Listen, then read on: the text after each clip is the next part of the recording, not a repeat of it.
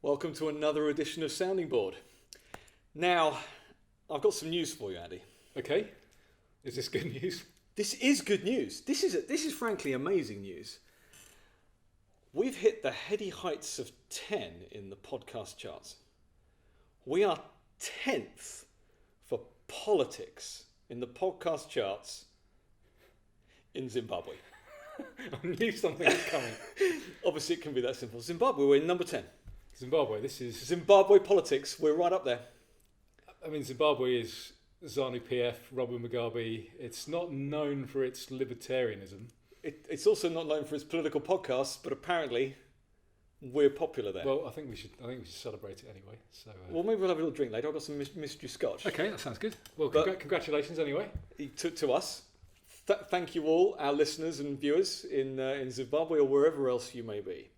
Now, we've wanted to do a book review for a while, or rather, you have. You keep badgering me, so I want to talk about. It's not really a review, but I just want to talk about. So you see on people's websites, they obviously they always have book lists and stuff, but nobody really goes into in depth about why they like certain books. So I'm going to interview you. You are. I'm going to interview you so that people get a chance to hear you speak a bit more than me for a change.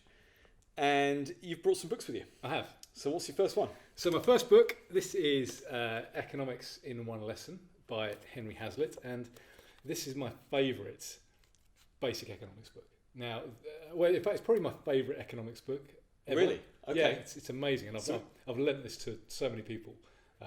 How long have you had this? Years. Is this one of the first economics books you've read? Yeah, I think it might have been, because it was recommended to me by several people, or just people just talk about Hazlitt as being like the best starting point for economics. And this is so you've had that 5-10 years? Yeah, probably over 5 years. Okay. Maybe not quite 10, because I wasn't really. I'm just thinking about your political journey and all that, and what point you read this. So I was probably. I may have still been a Conservative voter. Yeah. So it may be kind of. It's helped you down the path. Yeah, I would say so. I think I read it after The Machinery of Freedom. Okay. In which case I think I'd probably dropped off a cliff by that stage. Yeah.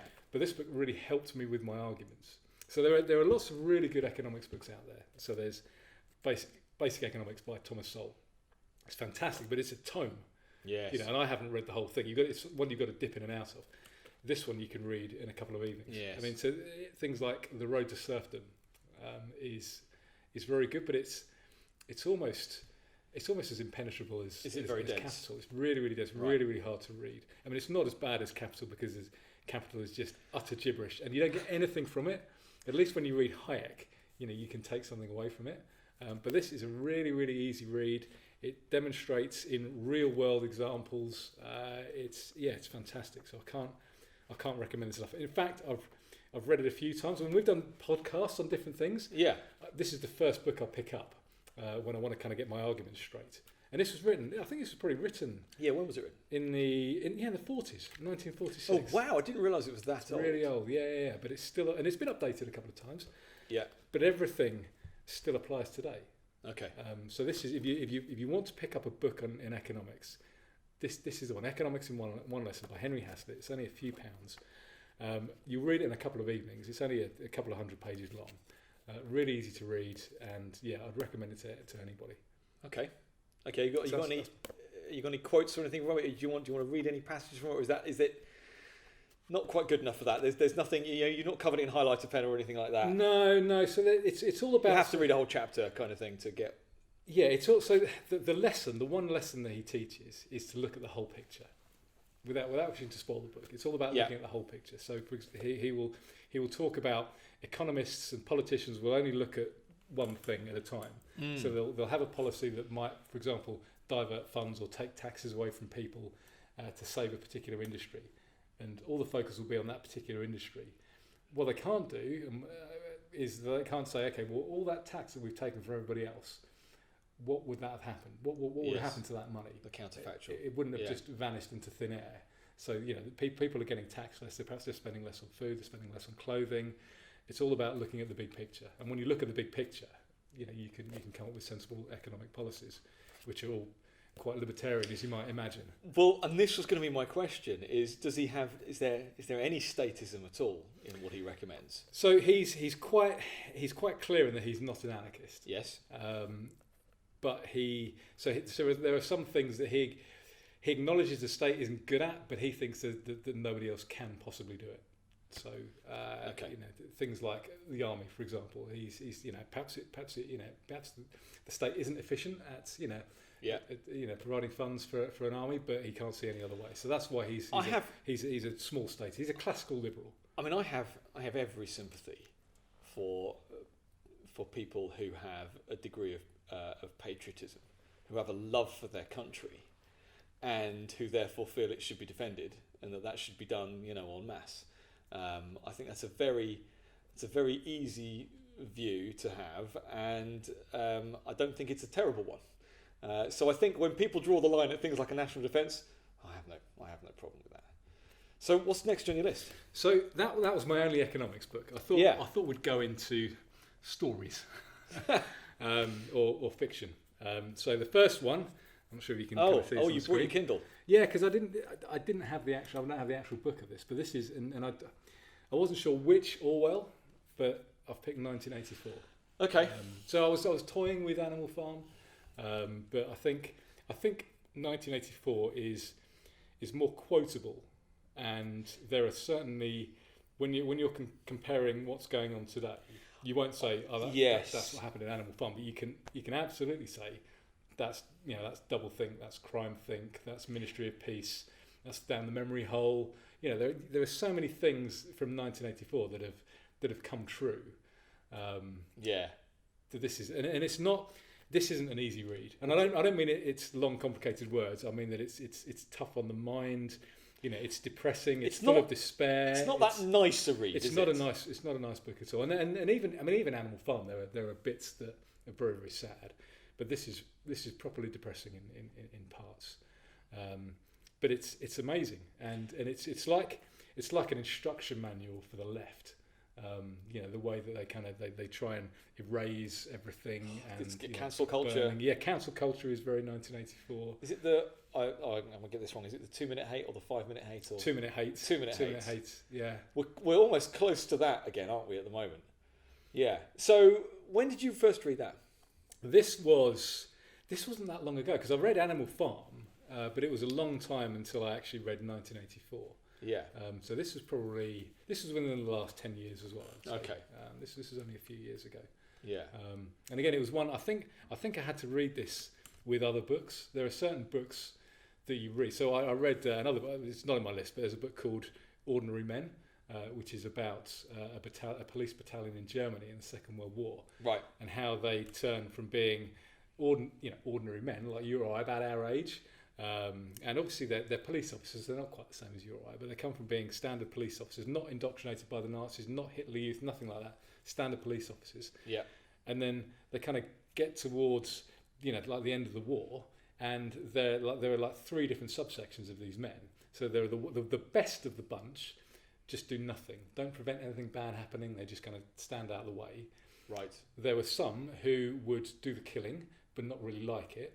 Yeah. And there were some who are out and out psychopaths who would just joke about taking Jews into the forest and shooting them in the back of the head. And these were just people like you and I. That wasn't an easy read either. So I had to read like a couple of chapters and then read something nice afterwards before I went to bed. 1984 is the same. You have to read something else so you don't have nightmares, because it's pretty awful. But it is a fantastic read, and it will give you an idea of I mean, Orwell was so. I mean, his predictions. He was ahead of his time, wasn't he? He was so ahead of his time. I think this was written in the 40s as well. And Winston Smith in 1984 would have been about his son's age, I think, because I think he had a young son, so he was kind of like writing it for his generation. What he thought the world could be. It wasn't far off, just a couple of decades. Yeah, it's fantastic read. Okay, and what's next on your list? So this is another. I'm not going to say dystopia. Well, I fiction. It is. So yes, it's Brave New World by Aldous Huxley. So this is another. Okay. This is another one that was kind of written as like a mythical future. Post-apocalyptic? No, not really post-apocalyptic. But this is there's a world where again it's highly authoritarian. Everything is based on consumption. So you use stuff, you break it. You properly wear it out deliberately so that somebody else can make a new one, and you just go through that cycle again and again and again. So you never mend anything. You kind of. So it's a trope on materialism in that respect. Yeah, I would say so. Okay. But highly authoritarian. You're not really allowed to own anything, including like your wife, for example. People don't marry. They're encouraged to. It's a bit. And the goods you're talking about wearing out, do you own them? Do you own anything? Yeah, but everything lasts for such little a time, and everyone is assigned things to do. So you are planned economy. Yeah, yes. This is planned economy taken to 11. Is that the reason why nothing lasts? Because quality's gone down. It doesn't. It doesn't say that. But this kind of assumes that they're good at stuff. They're still kind of good at making stuff, but they've kind of engineered an economy to keep everyone. It's all about keeping everyone in work all at once. Oh, I see. It's GDP. This is the managed economy. Yeah, but it's about activity. Yes. Not what it creates. So it's just the act of doing something. It's in that respect, it's Keynes with his ditch diggers and his ditch filler-inners. Yeah, and you've got different classes here as well. So you've got certain classes of people. Right. You've got and I don't know if I can find some of the names that they give. Of the classes. Yeah, so you've got like harmless morons and right. I think I've just made that up. But there are the kind of different names for these kind of classes, ranging from like imbecile to the highly intelligent. And depending on what you are, you have different privileges. So it's intelligence based. Of course, yeah, absolutely. Well, you say, of course, I haven't read this book. Ah, you haven't read it? Okay, yeah. So yes, it is. But it's a great read. And so there's a bit in it where the protagonist kind of goes away from this kind of they class it as a utopia at the time, right? And kind of goes to see what life is like outside. I don't agree with that bit because life is awful outside as well. It's basically like cavemen. I see. Right. So this does have all the hallmarks of kind of post-apocalypse type thing then, where you've got this created community. It's a bit like, so do you remember Demolition Man? Yes. Where you've got you've got like the kind of under the ground where people are free, but they're eating rat burgers and life is awful. It's a little bit like that. Right. Yeah. Free but bad. Yeah. Yeah. But, and I think I'm sure Aldous Huxley kind of after writing, because he had no idea this book was going to be as and when was this written? I don't know. I'm going to guess at the 40s. I don't know. It was a long time ago. First published 32. Oh crikey! Yeah. Okay. You like books from that era, don't you? Apparently I do. But he's written about, if he'd have written it again, he would have made the freedom guys different. Right. Because I wonder when people write stories like this, and now the reason I bring up kind of post-apocalypse is that that's a whole genre of itself nowadays, both in books and in film, and I think some of them are really deliberately trying to say it would be really bad if we went a certain way. I don't think he was. There's no message of communism bad in this or anything. I don't think he was writing this with with a heavy agenda. I think he was just, his kind of brain was going in this direction. He thought, I'm just going to see where this goes. Okay. Okay. But yeah, everything is about again, it's very. I mean, it's not communist, but it's collectivist. Everything's all about the community. Okay. You've got to do everything for the greater good of the community. So, for example, but there is a government in this that runs this, or it's just the top tier elite. Yeah. Right. Is it the top class that are? Well, yeah. So if you want to get into the government, you have to be in this in this top tier. Right. You have to be. You can't be a harmless moron or whatever they're called. Okay. You've got to be up here, and everything's about the community. So if there was a young lady who liked you, you couldn't refuse to go out with her. Right. Because it's for the good of the community. and you've just got to do your job, and you've got to produce stuff, and you've got to use stuff. You've got to use stuff, and you've got to use it to the point where it breaks, because then you're keeping somebody else in a job. I do love that idea. It's a great book. It's a really great book. So that's Brave New World? Brave New World, right. Classic. This is the third kind of dystopian novel, Fahrenheit 451 by Ray Bradbury. This is a really, really short, easy book to read. It is very short, isn't it? Yeah. This is the 50th anniversary edition as well. So this was written a long time ago. When was this? This would have been in the 50s, slightly older. Yeah. Or slightly younger. Sorry. So I've seen Venn diagrams where people have drawn like kind of three circles. There's 1984, Brave New World, Fahrenheit 451, and the bit where they converge in the middle, it's like you are here. Right. So this is another one of those. This is all about, so Fahrenheit 451, that's the temperature in which paper burns, or paper will just kind of ignite. Yes. So this is all about book burning. Yeah. And it's all about a fireman, but a fireman is not what a fireman is today. So in this kind of dystopian future. When's it set? I'm not sure it says. I'm not sure it says when it's set. I mean, you've got to kind of say that it's in the future, but I'm not sure it says when. Is it a not too distant future? Yeah. Yeah, I think so. But basically, everything is indestructible now, or in this timeline. Everything is so. Everything in your house, for example, is basically indestructible, made of metal or whatever. Yeah. But if they catch you with any books, and the reason for that is if they catch you with any books, because they don't want anybody to read at all, if they catch you with any books, they'll send the fireman around. And the fireman will go around with their kind of blasters and just blast your entire house, which will get rid of all... try and make sure they get rid of books. Get rid of all the books. But leave everything else. So that's what a fireman does. Right. And this fireman is, after he's been a fireman for years, he meets a young girl, Clarissa, and she's a proper free thinker. Again, she's actually like a 14-year-old girl, but she keeps challenging him. Like he sees her on his walks home, and she's asking him these awkward questions because she's just this free thinker. And then he goes to like a job, and he kind of steals a book, and he starts reading. And this is when he's... So books do exist. They do, because people kind of still smuggle them away. Yeah. So he gets hold of this book, and then he starts reading, and his kind of mind starts changing, and it's all about his journey.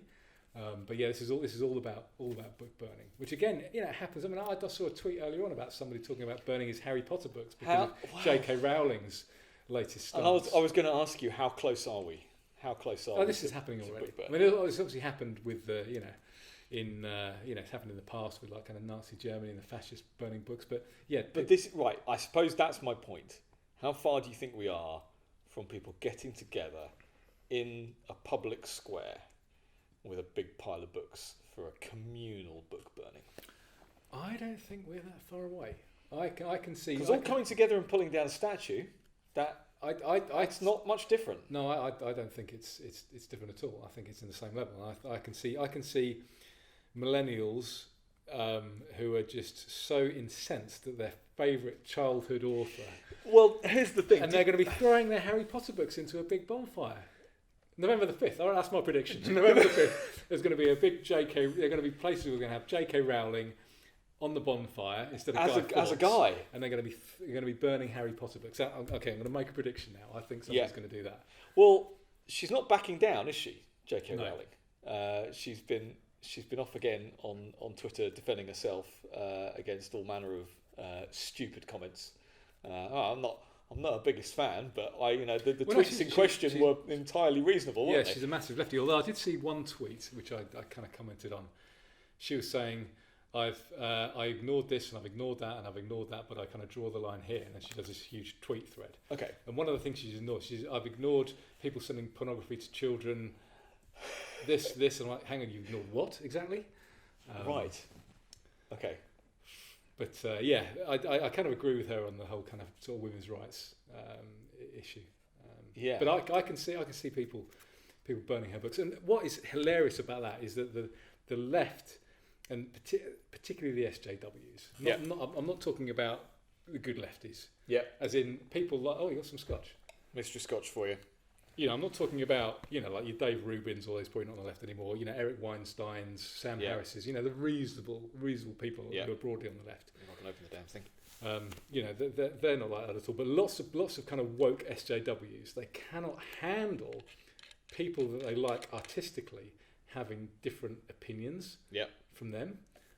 So whereas you and I are used to everybody that we like has a different opinion from us, I could think of maybe Clint Eastwood. I think that's it. He's probably the only actor who's a libertarian I can think of off the top of my head. Love Clint Eastwood. Woody Harrelson, actually, he's identified as an anarchist before because he says government is so bad we should just get rid of it and start again.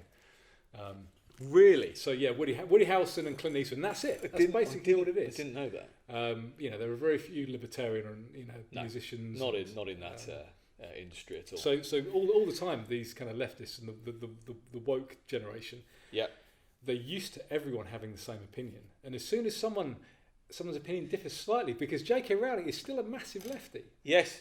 It's only on this one issue, but they just can't take it, and now they've got to burn all their books. Cancel. Cheers, by the way, your health. Do you know what this is? I've got no idea what this is. Okay.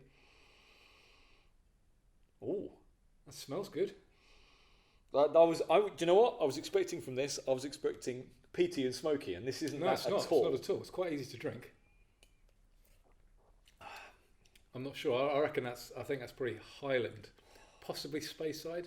Yeah, that's really too easy to drink. Yeah, I could just nick that. But yeah, so that's my Fahrenheit 451. Do you think, before we move on to your final book, do you think that if these woke lefties actually read these books, that they would in any way question their beliefs and change their minds? Do you think part of it is not having an education and not willing to step outside of what they normally consume? Some of these are short books. Fahrenheit 451 is not a long book. 1984. Do you think it will make a difference? I don't think Fahrenheit 451 is deep enough to change anyone who is that far down on that path, because it's not quite as sinister, or there's not as much despair in it as say 1984. I think if some leftists read 1984, then they might think, hold up a second, we can't go this far. Yeah. But I think there's probably a refusal to read it. Yes. This is what I'm interested in. Do they put their fingers in their ears, or do they say, it's just fiction? Or, have they got their excuses ready? That's another reason why I didn't really pick Animal Farm.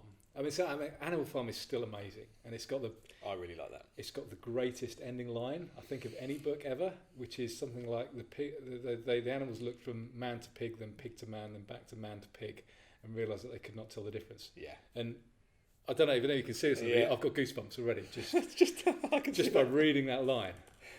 It's very clever. It's amazing. But there's a little bit. There's some are more equal than others. That's from that, isn't it, as well? Is that? Yeah.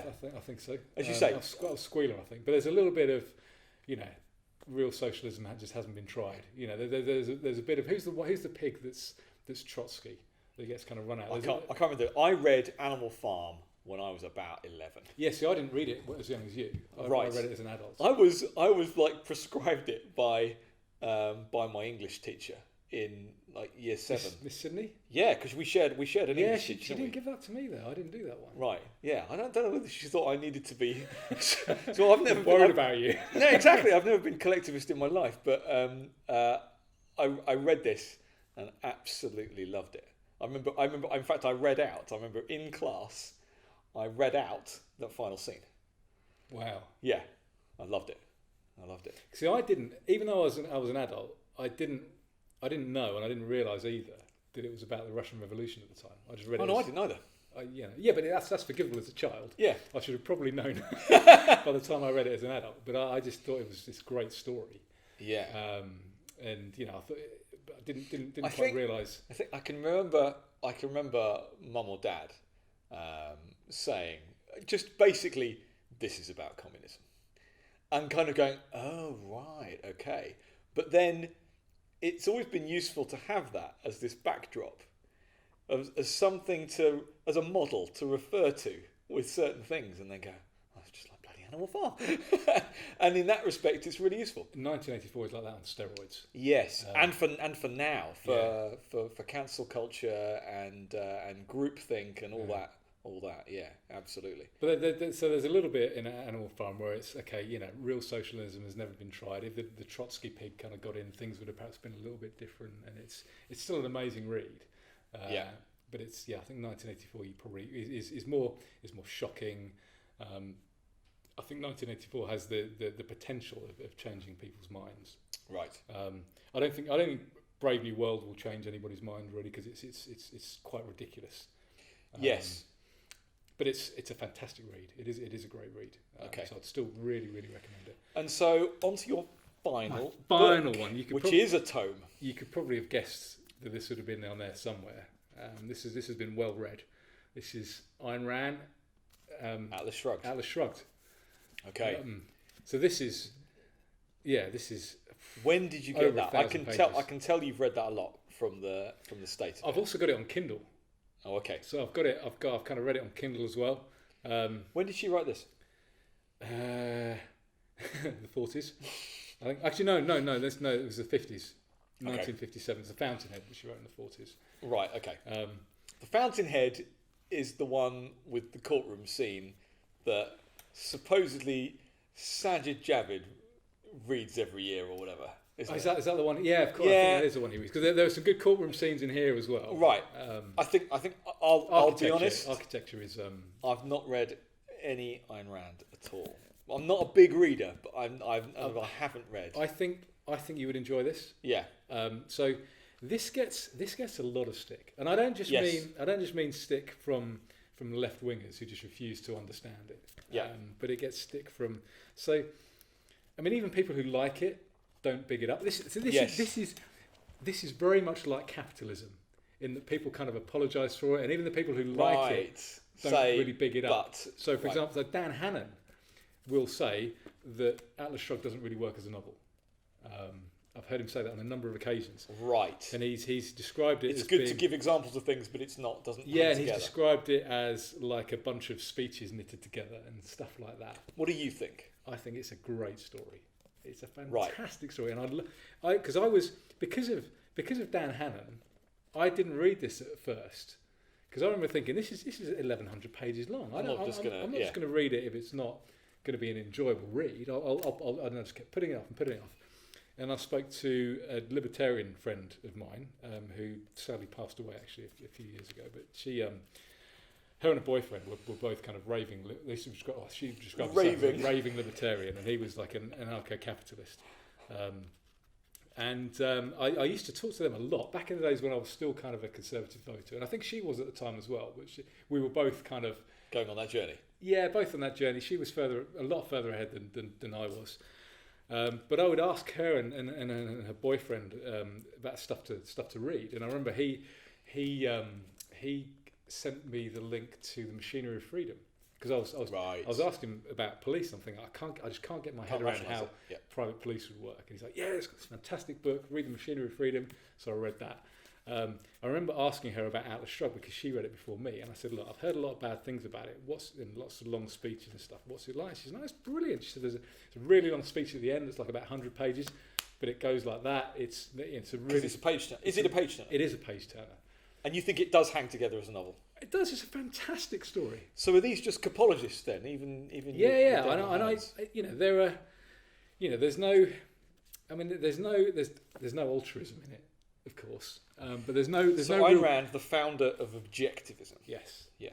But there's also and I wouldn't expect altruism in here at all. But there's also no charity, which I think people wrongly conflate with altruism. Right. So if you listen to Yaron Brook talk about altruism, he's talking about altruism is sacrificing. It's doing something. Yes. It's properly making a sacrifice. It's not doing something that's for the good of you and for the good of somebody else. Yeah. It's sacrificing something. It's doing something bad for you. You can't just do something good for somebody else. It has to be bad for you in order for it to be good. Yeah. That's altruism. So there's none of that. But there's also no real charity as well. It's like everybody has to work for everything. But there are no examples of people really needing help in here. So there's no. Is it believable? Yeah, I think it is. I think it is. It's another one that, and this is, leftists aren't going to get through this. So this is not going to change anybody's minds. No. And because there's no charity stuff in there, kind of why I didn't talk about that until I left this at the end, because I thought that's not going to change anyone's mind. It's there for fanboys. Yeah, but so Michael Malice, I think, he describes Ayn Rand very well in that she doesn't have all the answers, but she asks all the right questions, which is, I mean, he's as eloquent as you can imagine. But yeah, this is a fantastic story, and I like her writing style. I enjoyed reading this. I remember from picking it up from the word, literally from the word go. I was just finding myself every evening kind of reading as much as possible, reading chapter after chapter, and then just kind of nodding off and thinking, I'm reading the same sentence again and again. I'm going to have to kind of go back to that tomorrow. But so not one that you need to read something nice afterwards. No, this is a fantastic story, and there are lots of things in here that are kind of happening now as well. Okay. So there are lots of kind of rules and regulations stuck in place. There's like the anti-dog-eat-dog rule, where you can't own too many industries, and there are things like towards the end when everything goes wrong, because basically without wishing to give the story away, and if you read the book, in the first few pages you'll understand this. People keep vanishing, right? And it's the productive people who just mysteriously disappear, right? So kind of industry leaders and owners, and they just keep they're kind of slowly vanishing, and people wonder what's going on. And of course, when the most productive people in society start disappearing, things go wrong, right? Okay. And then, so what they do is they like towards the end, they do absolutely anything possible to keep things at the status quo. So you must buy the same amount of everything that you bought last month and last year. We can't afford. We can't afford to do anything. We can't afford to risk getting any better. So we're just going to keep things exactly the way they are. And this reminds me of, sorry to point. Remember when you were talking to me the other day about rules about businesses going under, and you can't be allowed to go under? That's all in here. Is it? It's all in here. You can't, it's the point where, you can't go under. You must buy, as a business, you must buy the same amount of, of paper from the paper supplier every single month, whether you need it or not. This company here where we're at provides internet connections. Nobody can cancel their internet connection. They're not, you need to keep some the same, kind of steady state. All about maintenance, because they don't want to get any worse. Sustainability. Yeah. And that's all in here. Okay. And it's a fantastic, fantastic story. Really, really enjoyable. So is it a cautionary tale? Of course. That's what it is. Yeah. Okay. Oh, this is it. As I say, I've not read Rand. I think you would enjoy this. Yeah. I think you would enjoy this. You'd like some of the characters. John Galt is a fantastic character. Dagny Taggart is brilliant. I've got such a long reading list at the moment, and it's because I do need to read this stuff. I spend, we're sat in my office, I spend an awful lot of time here, not physically but mentally, and a lot of my off time isn't off time at all from this, and so I find very little time to, and I do consume, I read a lot. I just read a lot of tech. I read a lot of stuff to do with running this business, and that's why. But I do need to carve out more time. That's going to take me some time. It will take you a while, but it is a really enjoyable book. So the only things that aren't great, there are a couple of sex scenes in here. Right. So Ayn Rand isn't the best at writing sex scenes, but are they needed for the story? Does it work? Is it just bad writing at that point? I mean, they're kind of, you need to kind of know the relationships that people are having. But it doesn't really need to. Yeah. That is literally the only criticism that I could ever make of this book, and even then they're not terrible, and you can get through them. Yeah. But yeah, really, really enjoyable. Excellent. I bought this in hardback. I bought it in. It's quite, even as a paperback, it's quite heavy. I bought it on the. I'd recommend buying it on the Kindle. So it's a bit more lightweight. I know it's all about ownership of stuff, but I'm all about the Kindle, and you do own it. It's just you own it on a platform that obviously one day might not exist, but even then you still download it, and it's on your device. You don't actually need to be connected to have your book once it's downloaded. So I do. Yeah, although Amazon have been deleting books, haven't they? Have they? In fact, they were. So I remember them. Books that people have bought. Books that you bought, yeah. How does that work? In fact, they were doing it when I bought them. I mean, so that Kindle, that's an old one. That's probably 10 years old or so. Mine is maybe the generation above that, but that's it.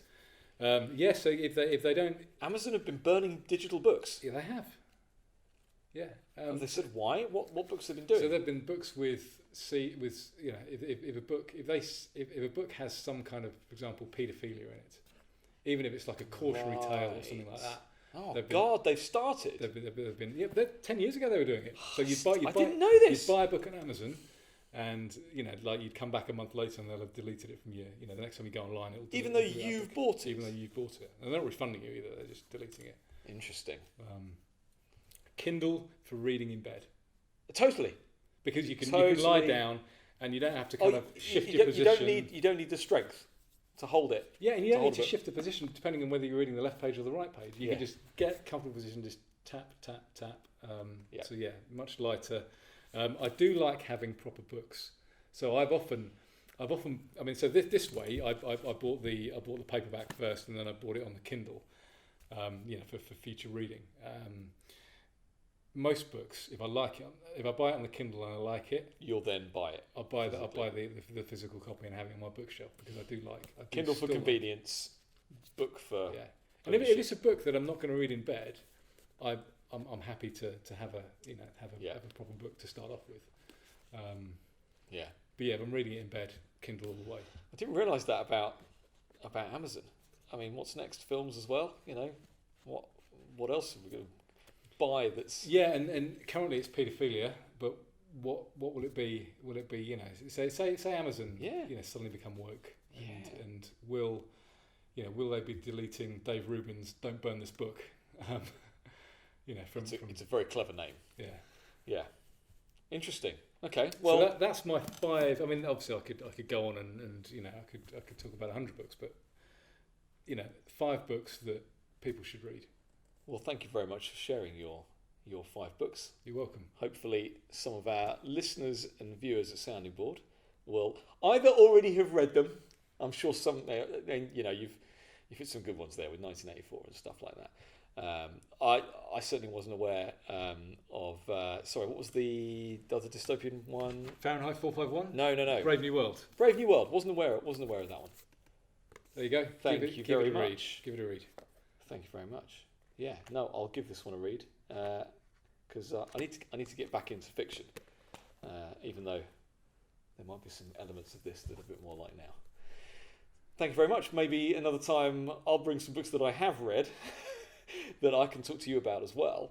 But Asterix, Tintin. Yeah, basically, some tech articles. But I'm sure you're going to do this again as well and bring some other books. Yeah, for sure. And we'll do this again. Thanks very much for listening to Sounding Board and watching us. If you're on YouTube, please share us, rate us, review us, and we'll see you again next time.